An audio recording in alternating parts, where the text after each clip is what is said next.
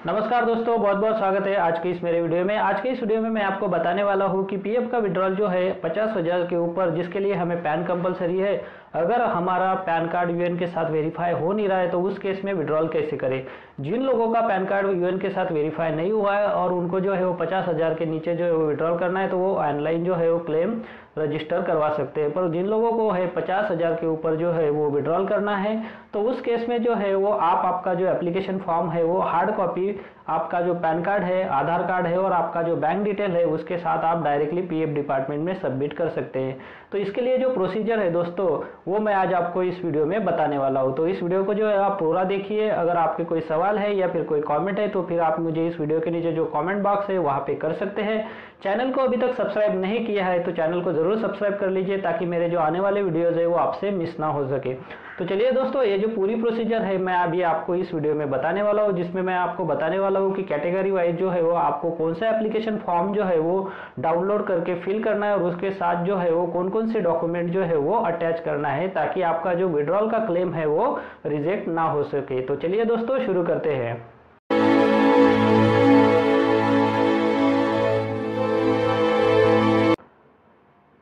तो इसके लिए सबसे पहले आपको क्या करना है, ये जो वेबसाइट है मैंने ओपन की हुई, इसको आपको ओपन कर लेना है। इस वेबसाइट का लिंक जो है दोस्तों मैंने वीडियो के डिस्क्रिप्शन में दे के रखा है, वो आप डायरेक्टली वहाँ से इसको ओपन कर सकते हैं। फिर आप यहाँ पे आने के बाद आप आपकी कैटेगरी जो है वो यहाँ से आप चूज़ कर लीजिए। जैसे पहली कैटेगरी थी वर्किंग इन एस्टेब्लिशमेंट, फिर दूसरी जो है left an establishment and join another, left an establishment and not join another, और चौथी जो कैटेगरी है दोस्तों वो है, यहाँ पे मैं अभी आपको बता देता हूँ। चौथी जो कैटेगरी है वो है आपकी left the job due to physical disability. अगर आप किसी फिजिकल डिसेबिलिटी से की वजह से आप जॉब छोड़ रहे हैं तो वो एक है। फिर पांचवी जो कैटेगरी है किसी बीमारी की वजह से अगर आप जॉब छोड़ रहे हैं या फिर आपको इससे टर्मिनेट किया जाता है डिसेस की वजह से, तो वो एक कैटेगरी हो गई। तो आप यहाँ से जो है वो आप आपकी जो भी कैटेगरी है वो सिलेक्ट कर लीजिए। अगर आपको एडवांस पीएफ अगर निकालना है तो उसके लिए वर्किंग इन एस्टेब्लिशमेंट का जो ऑप्शन है वो आप पहला वाला जो है वहाँ से आप आपका जो फॉर्म है वो डाउनलोड कर लीजिए। जैसा ये देखिए यहाँ पे अभी मैं आपको दिखाता हूँ कि वर्किंग इन एस्टेब्लिशमेंट, फिर आप अगर पीएफ विड्रॉल करना चाहते हैं तो इस केस में जो है वो आप केवल एडवांस पीएफ जो है वो विड्रॉ कर सकते हैं। तो उसके लिए आपको यहाँ पे दो कैटेगरी है। जैसे अगर आपके यूएन के साथ अगर आपका आधार लिंक है तो वहाँ पे आपको आधार लिंक जो है वो फॉर्म डाउनलोड कर लेना है, या फिर अगर आधार लिंक नहीं है तो उसके लिए भी एक दूसरा फॉर्म है। तो ये जो है कैटेगरीज आपके पास यहाँ पे अवेलेबल है, तो इसके हिसाब से आप यहाँ से आप आपका जो फॉर्म है वो डाउनलोड कर सकते हैं। अगर आपने किसी कंपनी को छोड़ दिया है और दूसरी कंपनी ज्वाइन कर दी है तो उस केस में जो है वो आप आपका जो ट्रांसफ़र का फॉर्म है वो डाउनलोड करके उसको फिल करके आपका जो पीएफ अकाउंट है उसे आप ट्रांसफ़र कर सकते हैं। अगर आप जो है वो आपकी 10 साल से सर्विस कम है, 10 साल के ऊपर सर्विस है, तो उसके हिसाब से जो है वो यहाँ से जो वो आप आपका एप्लीकेशन फॉर्म जो है वो डाउनलोड कर सकते हैं। तो अभी मैं आपको एक जो सैम्पल फॉर्म है वो यहाँ से मैं आपको डाउनलोड करके उसको फिल कैसे करना है वो मैं अभी आपको इस वीडियो में बताने वाला हूँ। तो ये जो वेबसाइट है दोस्तों, यहाँ पे एक पूरी इन्फॉर्मेशन दी गई है, कौन सी सिचुएशन में आपको कौन सा एप्लीकेशन फॉर्म जो है वो डाउनलोड करना है। इसके विड्रॉल के जो रूल है वो भी यहाँ पे दिए गए हैं, तो वो आप ध्यान से पढ़कर आपके हिसाब से आपका जो एप्लीकेशन फॉर्म है वो यहाँ से डाउनलोड कर सकते हैं। उसके बाद जो है वो मैं आपको बता दूंगा कि ये जो फॉर्म है इसको आपको फिल कैसे करना है और इसके साथ जो है वो आपको कौन कौन से जो डॉक्यूमेंट है वो सबमिट करने हैं, ताकि आपका जो क्लेम फॉर्म है वो रिजेक्ट ना हो सके। तो चलिए दोस्तों, ये जो एक एप्लीकेशन फॉर्म है वो मैं डाउनलोड कर लेता हूँ। जैसे कि यहाँ पे नॉन आधार और आधार का जो फॉर्म है उसमें से मैं मान लीजिए आधार आपका लिंक है तो उस केस में ये फॉर्म डाउनलोड कर लेता हूँ। तो डाउनलोड होने के बाद जो है वो आपको इसका जो प्रिंट है वो A4 साइज़ के पेपर में ले लेना है। ये 2 पेज का फॉर्म है दोस्तों, आप इसका जो प्रिंट है बैक टू बैक ले लीजिए। उसके बाद यहाँ पे आपको सबसे पहले आपका जो मोबाइल नंबर है वो यहाँ पे लिख लेना है, और यहाँ पे मोबाइल नंबर लिखने के बाद यहाँ पे आपको जो आपका फॉर्म है वो सिलेक्ट कर लेना है। जैसे फॉर्म नंबर 90 पूरा का पूरा पीएफ का अमाउंट जो है वो विड्रॉल करने के लिए, अगर आपने कंपनी छोड़ दी है और दूसरी कंपनी अगर ज्वाइन नहीं की है, तो अगर आपकी जो सर्विस है वो 10 साल से कम है तो आप आपका जो पेंशन का अमाउंट है वो भी विड्रॉल कर सकते हैं।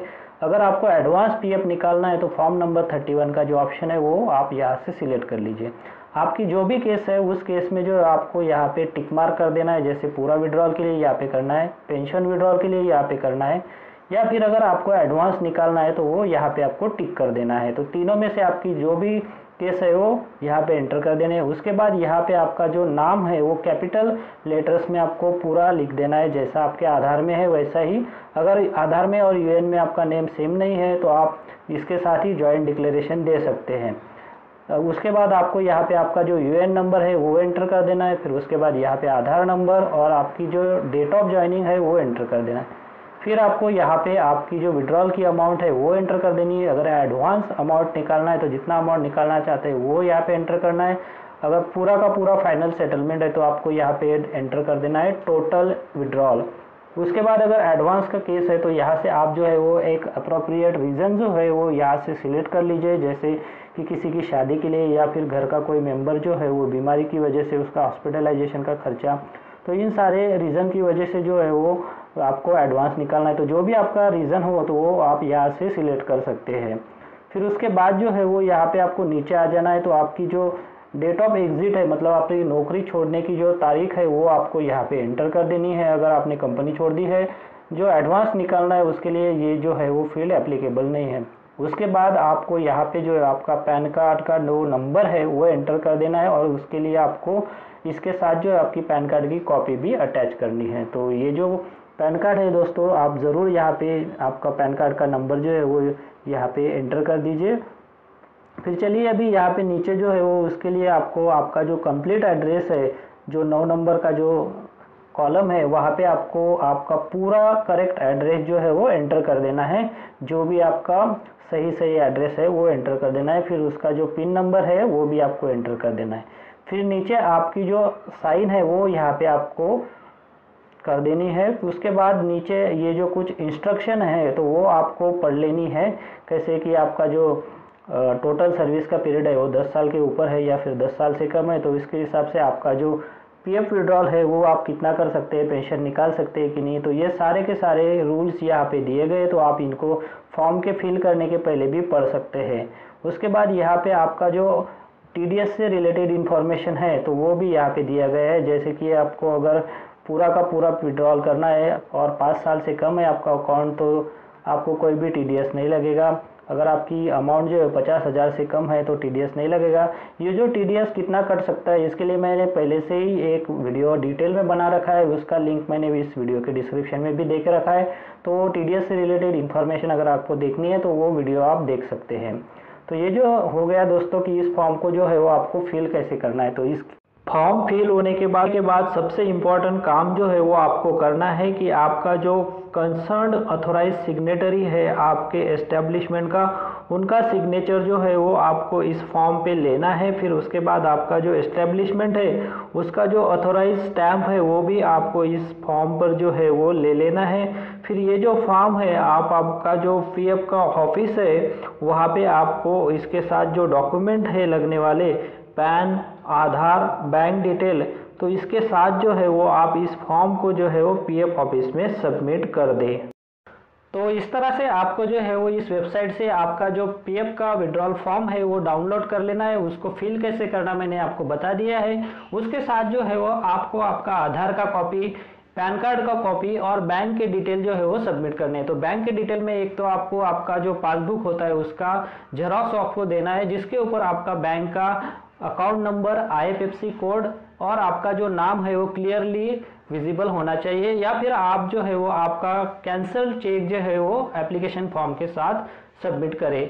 मोस्टली आप जो है वो कैंसिल चेक दें, क्योंकि उसमें जो है वो इन्फॉर्मेशन प्रॉपरली होती है और जो विजिबिलिटी होती है इन्फॉर्मेशन की वो भी क्लियर होती है। तो मैं सजेस्ट करूंगा कि आप जो है वो कैंसिल चेक ही दें, पासबुक की झेरॉक्स ना दे। तो इस तरह से जो है वो आप आपका एप्लीकेशन फॉर्म जो है वो आपकी कैटेगरी के हिसाब से फिल कीजिए और आपका जो पीएफ ऑफिस है वहाँ पे जाके आप इसको सबमिट कर देंगे। फिजिकली जाकर अगर आप सबमिट करेंगे तो उसका एक रिसिप्ट मिलता है हमें। उस रिसिप्ट के सहारे जो है वो हम उस एप्लीकेशन का जो स्टेटस है वो चेक कर सकते हैं कि वो विड्रॉल के किस कंडीशन में है, मतलब उसका जो स्टेटस है वो क्या है। तो अगर वीडियो अच्छा लगता है तो इस वीडियो को लाइक कीजिए, अगर चैनल को सब्सक्राइब नहीं किया है तो चैनल को सब्सक्राइब कर दीजिए और उसके बाद जो बेल का बटन आएगा उसे भी आप प्रेस कर दीजिए ताकि मेरे जो आने वाले वीडियोज़ है वो सबसे पहले आपको देखने को मिल सके। तो चलिए दोस्तों, अब मिलता हूँ मैं आपको मेरे नेक्स्ट वीडियोज़ में। कोई सवाल या फिर कुछ कॉमेंट रहे तो आप इस वीडियो के नीचे जो है वो ज़रूर कीजिए। तब तक के लिए जय हिंद। इस वीडियो को देखने के लिए आपका बहुत बहुत धन्यवाद। अगर आपको कोई सवाल है या फिर कोई कमेंट है तो आप इस वीडियो के नीचे जो कमेंट बॉक्स है वहाँ पे कर सकते हैं। और साथ में दोस्तों, अगर आप मेरे चैनल पे पहली बार विजिट करें तो मेरे चैनल को सब्सक्राइब कीजिए और जो उसके बाद बेल का आइकॉन आएगा उसे भी आप प्रेस कर दीजिए ताकि मेरे जो आने वाले वीडियोज़ है वो सबसे पहले आपको देखने को मिल सके।